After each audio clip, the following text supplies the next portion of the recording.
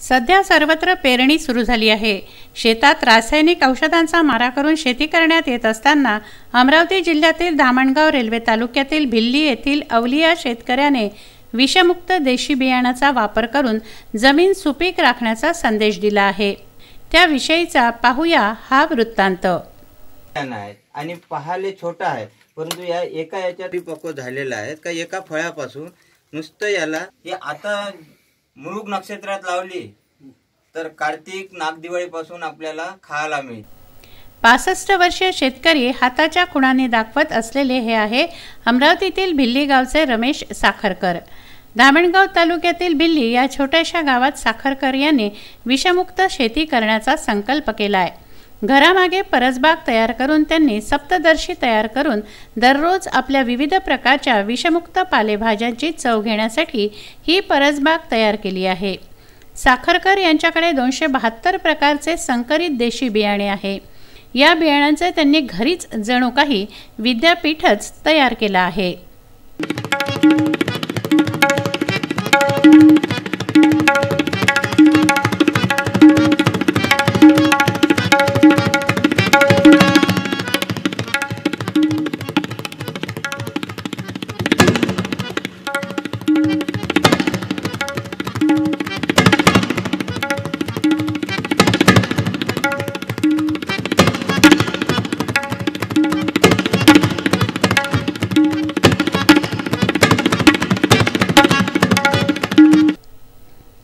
याच बीज बँकेत कडधान्य, वेलवर्गीय, भाजीपाला, मसाला, कंद, फळं, चारा अशा विविध प्रकारच्या देशी जाती आहेत।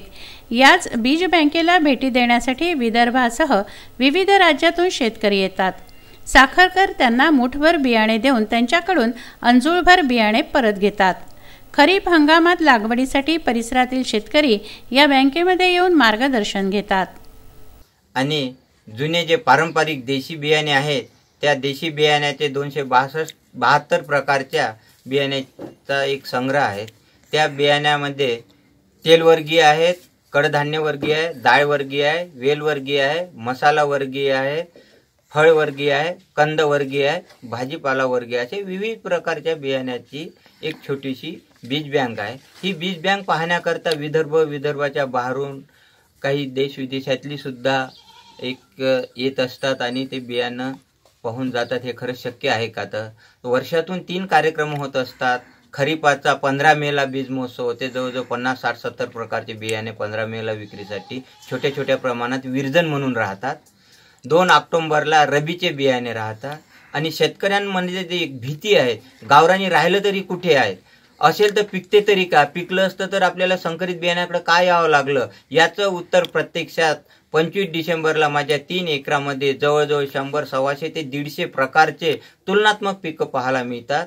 तिथे विदर्भाच्या बाहेरूनची शेतकरी येतात आणि खूप मोठा प्रत्यक्षातला तो एक कार्यक्रम होत असतो। तसाच मी एक माझ्या परिसरामध्ये शाळांमध्ये एक परसबागेचा कार्यक्रम हाती घेतलेला आहे का आपलं संपलं हो, समोरच्या मुलांचं काय, समोरच्या पिढीचं काय, तर त्यांना सकस आहार, विषमुक्त आहार मिळावा का जेणेकरून सगळं जहिराचं भाजीपाल्यातून जाऊन राहिलेलं आहे।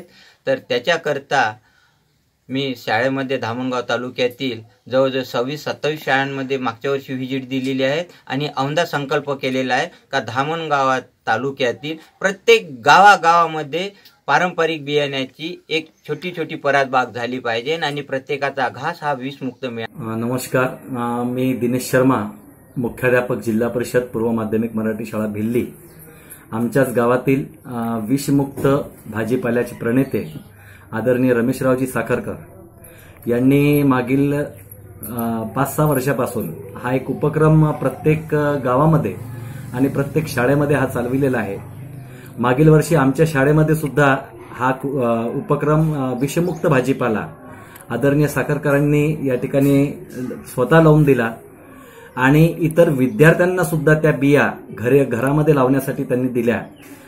जेव्हा हा भाजीपाला आम्ही पोषण आहारामध्ये वापरला तर तेव्हा विषमुक्त जेवण, विषमुक्त खिचडी आम्ही विद्यार्थ्यांना दिली आणि त्यामुळे विद्यार्थ्यांचं आरोग्य सुद्धा सुदृढ झालं।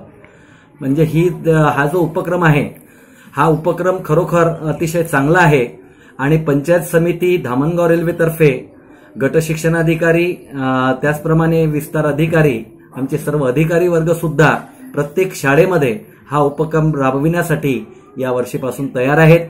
अनेक ठिकाणी आदरणीय साखरकरजींनी हा उपक्रम स्वतः तिथे जाऊन राबविलेला आहे आणि अतिशय चांगल्या प्रकारे आमच्या या तालुक्यामध्ये हा विषमुक्त भाजीपाल्याचा उपक्रम प्रत्येक शाळेमध्ये राबविला जात आहे। साखरकर यांनी पंचसूत्री कार्यक्रम हाती घेतला आहे। त्यानुसार दरवर्षी 2 ऑक्टोबरला देशी संकरित बियाणे शिबिर घेतात। यामध्ये देशी बियाण्यांची माहिती देण्यात येते, तर शेतकऱ्यांना रासायनिक औषधांचा आणि खतांचा वापर न करता विषमुक्त शेती करण्याचा आग्रह धरतात। गावोगावी देशी बियाणाचा प्रचार आणि प्रसार करतात। माझा तो पंचसूत्री कार्यक्रम है।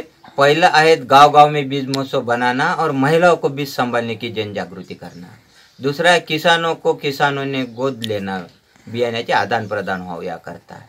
तीसरा है कॉलेज के लड़के लड़कियों को साथ लेकर देशी बीजों से हरी भरी खेती करके किसानों को दिखाना। चौथा है अनाज की शराब नहीं तो प्रक्रिया उद्योग से पौष्टिक आहार बना के भावी पीढ़ी को व्यसन मुक्त बनाना। आणि पांचवा है पूर्वजों का अनुभव साथ लेकर 4 दीवालों के अंदर नहीं तो खेतों के अंदर बीज विद्यापीठ खडे करना। आणि मला 2दा लखवा गेलेला आहे आणि उरलेल्या अवक्षात एक तरी आदर्श बीजग्राम उभं करेल तरच निसर्गातून जाईल। कारण देशी बियाणं माझ्यासोबत ते बोलत आहे, ते म्हणतात नन्हा सा अस्तित्व है मेरा पर लोग करते हैं गुणगान, मिट्टी में मिल जाऊं तो कार्य कर दूं मान। धन्यवाद। रासायनिक शेती करताना शेतीची सुपीकता व निरनिराळ्या आजारांना सामोरे जाण्यापेक्षा विषमुक्त शेती करून देखील चांगलं उत्पन्न होऊ शकते हे रमेश साखरकर यांनी दाखवून दिलं आहे। त्यांचा आदर्श घेऊन शेती केल्यास नक्की शेती ही फायदेशीर राहील यात दुमत नाही। विदर्भ न्यूजसाठी चेतन कोठारी यांचा हा विशेष वृत्तांत।